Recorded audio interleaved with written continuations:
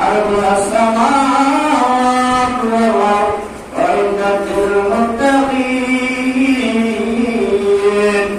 এই আয়াত যখন নাযিল হয়েছে সাহাবায়ে কেরাম তারা সেটা কিভাবে আল্লাহর সাথে আমরা আমাদের পরিচিতা করব, কিভাবে করব, আল্লাহ রাসূল সমস্ত সাহাবায়ে কেরামকে আহ্বান জানালেন, আগামী কাল যখন পবিত্রতা আমরা রাস্তায় যুদ্ধ করব, কিছু সামান দরকার, সামান না তাই না, সন্তানতা বলে মানে কিছু সন্তানতা কে কি কারণ আমরা রাস্তায় দাও রাসূল এরকম দোকান হিসাব বসা আছে, সমস্ত সাহাবায়ে কেরাম যা করা দিতেছেন।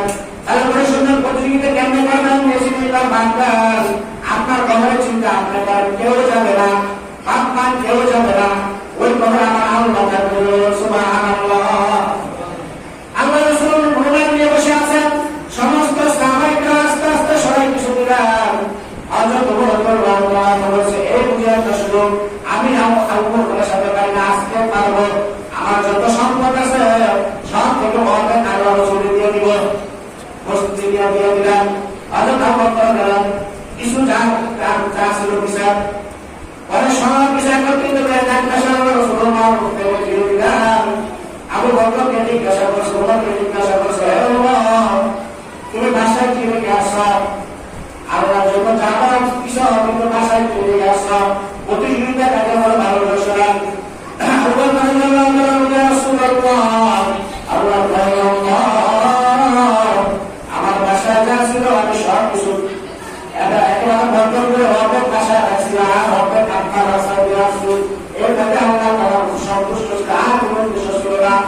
আবু বকরকে জিজ্ঞাসা করছে, আবু বকর তুমি কি নিয়ে আসছো? বলছে, তুমি কি নিয়ে আসছো, বাসায় কি নিয়ে আসছো? বলছে, ইয়া রাসূলুল্লাহ, আমি আমার বাসায় আল্লাহ এবং আল্লাহ রাসূলকে রেখে আসছি, যা কিছু ছিল সব কিছু নিয়ে আসছে। সুবহানাল্লাহ। ওমর রাদিয়াল্লাহু আনহু মনটা খারাপ, এই একাধারে আল্লাহর কাছে প্রতিযোগিতা শুরু একাধারে করার জন্য, কারণ তিনি আল্লাহ এবং আল্লাহ রাসূলকে রাখছে, কেমনে গেছে আল্লাহ এবং আল্লাহ রাসূলের কি করতে আছে? আর ওমর রাদিয়াল্লাহু আনহু ওকে সম্পদ দিয়েছে, বাসায় অনেক আসলে তবে না তেরে সম্পর্কে বলেছিল। আল্লাহ এই দৃশ্য দেখলেন, আল্লাহ নবী বলেছে, এটা জিগায় তো হয়ে যাও, আমার আল্লাহ নবীকে বলো আসমান দিয়ে চলে যাবে। জিবরাইল সাল্লাল্লাহু আল্লাহ রাসূলের কাছে আমার রাসূল এসে বসলেন, বলছে, ইয়া রাসূলুল্লাহ, ইয়া হাবিবাল্লাহ, আল্লাহ আপনাকে বলছে একটু আসমান দিয়ে তাকাবেন। বলছে, কিসের জন্য? বলছে, সেটা আমি জানি না, আপনি আসমান দেখান আল্লাহর আদেশ। আল্লাহ নবী আসমান দিকে তাকাইলেন, তাকায় দেখেন এর মধ্যে একটা ঘটনা।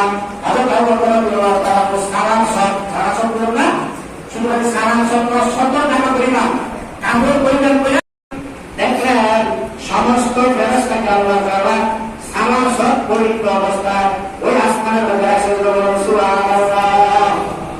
আল্লাহ নবী জিজ্ঞাসা করলেন, আল্লাহ এই দৃশ্য আমি কিভাবে দেখলাম? কোনদিন তো এই দৃশ্য দেখি নাই, আসমানে কত টাকা এলাম কোনদিন কোনো মানুষ দেখি নাই, ফেরেশতাও দেখি নাই, কিন্তু আজকে এত সংখ্যক ফেরেশতা আপনি সালাম সব পরিহিত অবস্থায় কেন রাখলেন? বলছে, ইয়া হে আমার পয়গম্বর, আমার নবী শুনেন। আবু বকর যে আমলটা করেছে আমার কাছে এত ভালো লাগছে, তো তুমি আপনার কাছে আপনার বাসার মধ্যে আমাকে এবং আপনাকে রেখে আছেন, কিন্তু রাখে নাই, শুধু সালাম সব পরিহিত অবস্থা আপনার কাছে আছে, তার কাছে আর কোনো নাই। আমি এবং আপনি ছাড়া তার কেউ নাই পৃথিবীতে। আমার আমলটা এত ভালো লাগছে, আমি আসমানের ফেরেশতাদেরকে সিংহাসনে রাখবো, তাদেরকে ভালো কাপড় পরিধান করে রেখে আমার সামনে চলে না, যতক্ষণ পর্যন্ত আবু বকর এই সালাম সব পরিহিত অবস্থায় থাকবেন, কাপড় পরিধান চেষ্টা করবেন, আসমানের সমস্ত ফেরেশতাদেরকে আমি এই অবস্থায় সালাম সব অবস্থায় রাখবো। সুবহানাল্লাহ। এটা একটা প্রতিযোগিতা, এটা কি না? প্রতিযোগিতা কেন বুঝা?